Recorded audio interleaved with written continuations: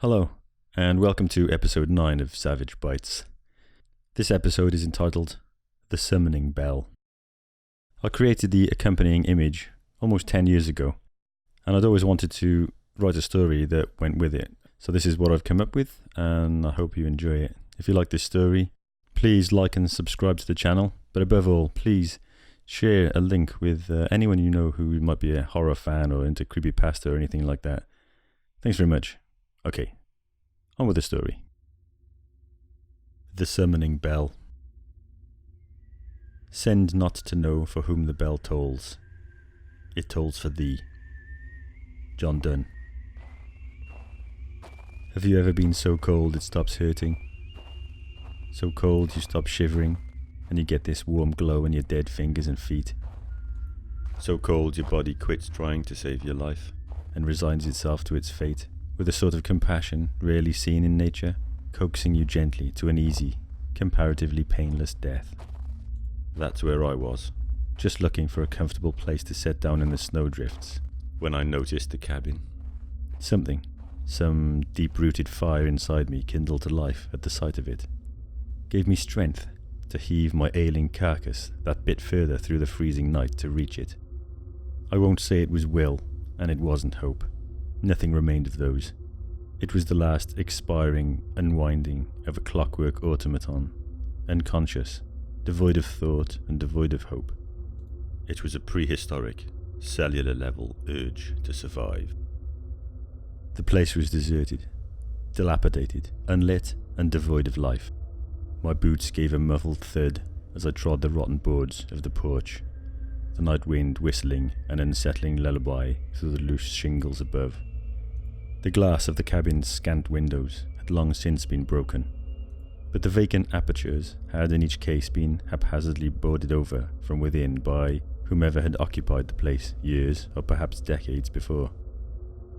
The door was locked when I tried the handle, and I rapped on it with gloved knuckles, squeezing out a hoarse hello of inquiry, feeling foolish even as I did so, the veneer of civilization, even at this dire extremity of life, restraining me from an immediate forced entry to a domicile so clearly uninhabited.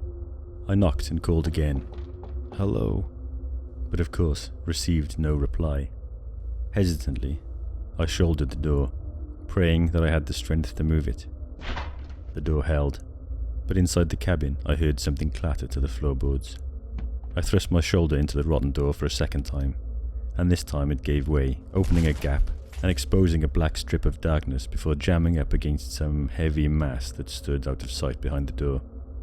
With a wincing little cry, I thrust yet again, with all the strength that remained to me, and this time, with a clattering crash of the collapsing barricade piled within, the door sagged inward, its opening heralded by the sudden ominous tolling of a cracked bell. Toiled the slow swinging bell, the discordant note of each subsequent peal giving voice to my own anguish and despondency.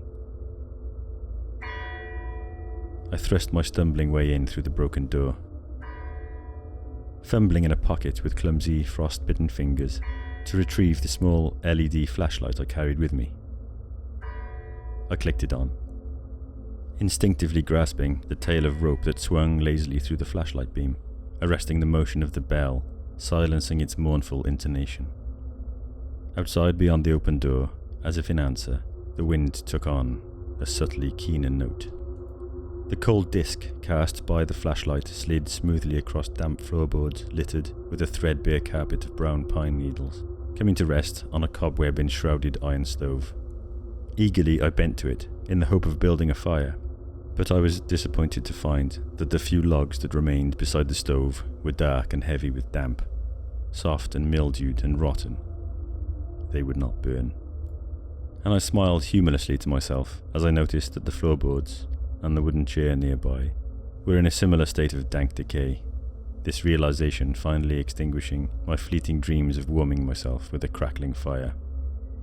Outside the wind howled on, rising and falling, nature's ancient polar requiem to the cold and the darkness.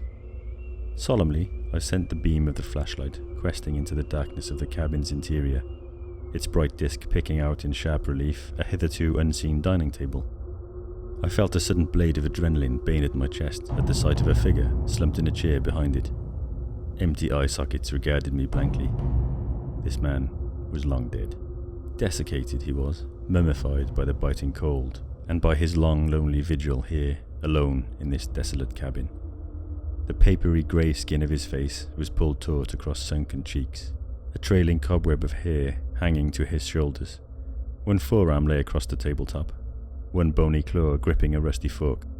Strewn before him, on the dusty surface, was a litter of empty, rusted tin cans. Why had he met his end here, seemingly starving himself to death, barricaded into this isolated cabin? A scrap of yellowed paper, curled at the edges, lay wedged beneath the mummy's slatted fist, a discarded fountain pen resting beyond its gleaming knuckles. I retrieved the paper gingerly, taking care not to disturb its shriveled author, and read the shaky script I found it to contain by the glow of my flashlight.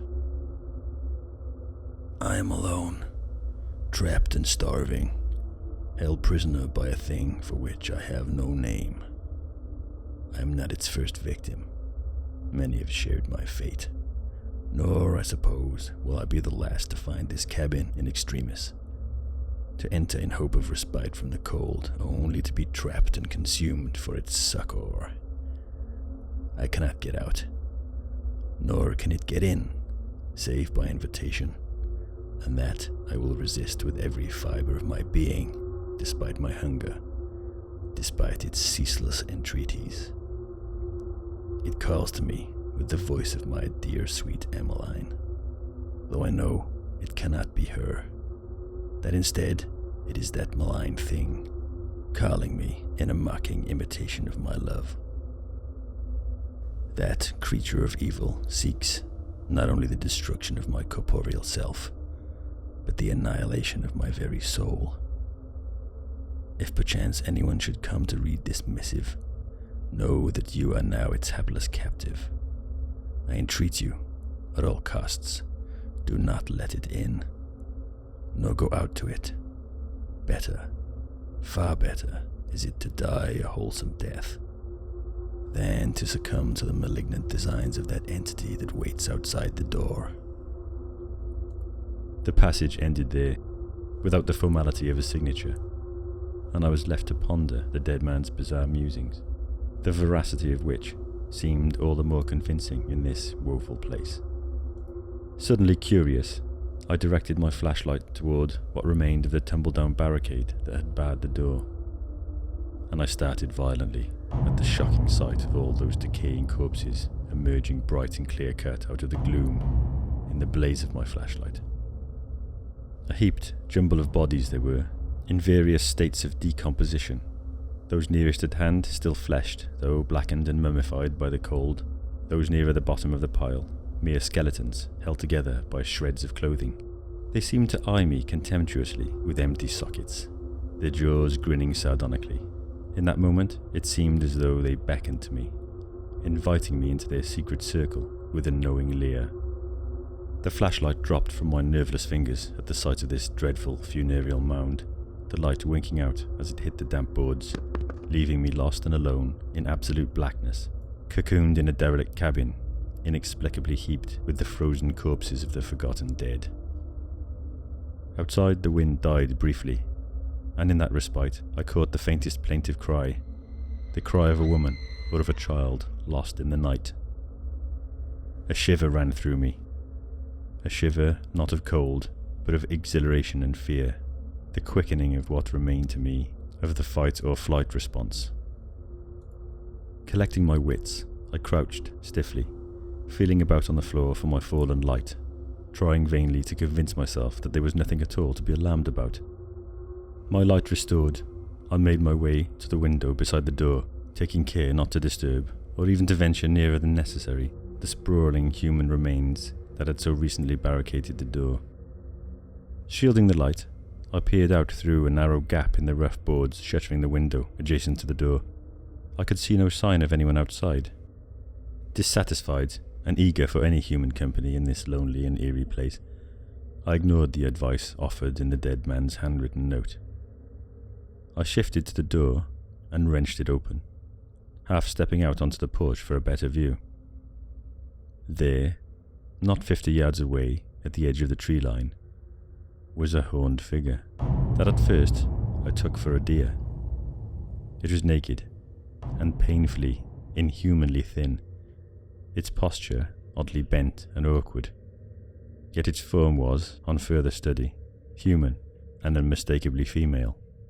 It called again then, and its soulful feminine cry seemed strangely at odds with its unsettling appearance.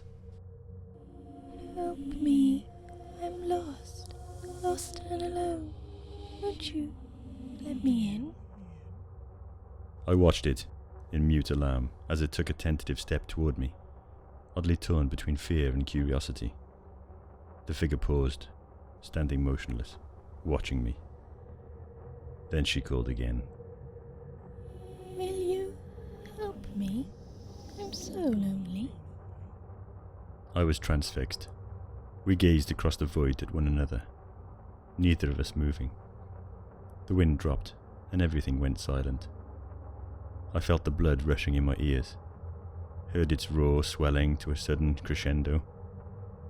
My vision narrowed, as the ground seemed suddenly to drop away beneath me, leaving me floating weightlessly. All sounds dropped away, replaced by a muffled stillness. I blinked hard, shaking my head in an effort to clear an imposing fog of confusion.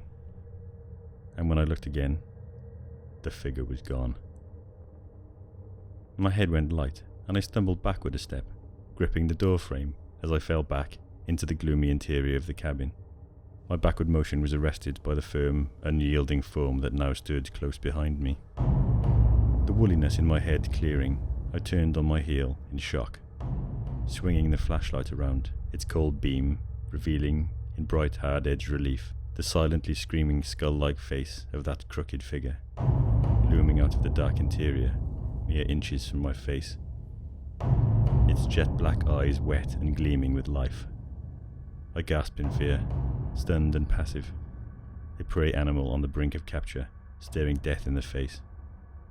A single tear spilled down that pale, bone-dead face, its oil-black eyes reflecting the pin light of my flashlight. When it spoke, its voice was at once softly feminine and pleading, yet eerily disembodied. I've waited so very long for you to take my place. One impossibly ice-cold hand touched my shoulder, and everything went black. I floated, weightless and disembodied, surrounded by an endless flat grey mist. Figures and faces swam languidly before me, their forms queerly stretched and contorted, as though viewed through some refracting body of liquid. There was the cabin, lost in an ocean of trees. Naked trees, blackened and brittle, frostbitten by the eternal winter, and laden with snow. Then the thing came, a blackened speck of blight that infected that dreamlike milieu with its passing. Cancerous tendrils that spread out insidiously, like runnels of spilt ink whose questing filaments stained everything they touched with a deathly sickness. At length my spectral visions faded, and I awoke to a cold reality. Yet something had changed. A new and malignant juxtaposition held sway. A withered, frostbitten corpse slid from my grasp, collapsing onto the boarded floor of the cabin, and the tortured face of the fallen was my own.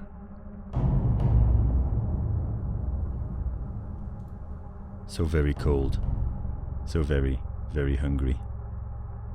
I have no concept of time, of how long I've been out here, wandering the snow-banked trails of the endless forest, wandering and waiting, frozen and starving and alone.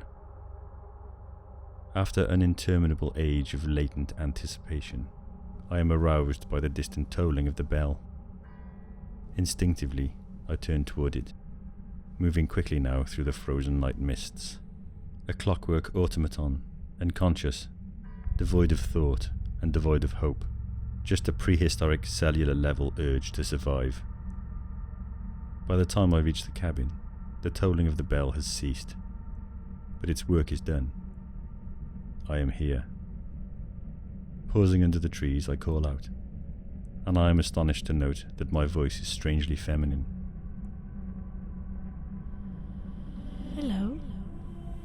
Is there anybody there? I wait, standing silent on the edge of the forest, my oil-black eyes locked on the cabin. After a space, I see the door open, and a woman steps tentatively out onto the porch. And I know that soon she will take my place, and I will finally be at peace.